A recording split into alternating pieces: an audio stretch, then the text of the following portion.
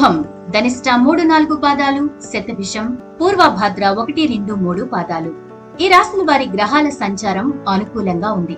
సమస్యలను ధైర్యంగా ఎదుర్కొంటారు. వ్యవహార జయం, ధనలాభం ఉన్నాయి. దూబరా ఖర్చులు తగ్గించుకుంటారు. అవివాహితులకు శుభయోగం. గృహ అలంకరణ పట్ల ఆసక్తి కలుగుతుంది. విలాస వస్తువులు కొనుగోలు చేస్తారు. పత్రాలు, రసీదులు జాగ్రత్త.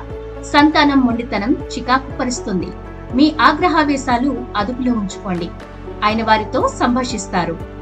ఒక సమాచారం ఉపశమనం కలిగిస్తోంది. జ్ఞాపకాలు అధికమవుతాయి. ఆరోగ్యం కుదుట పడుతుంది.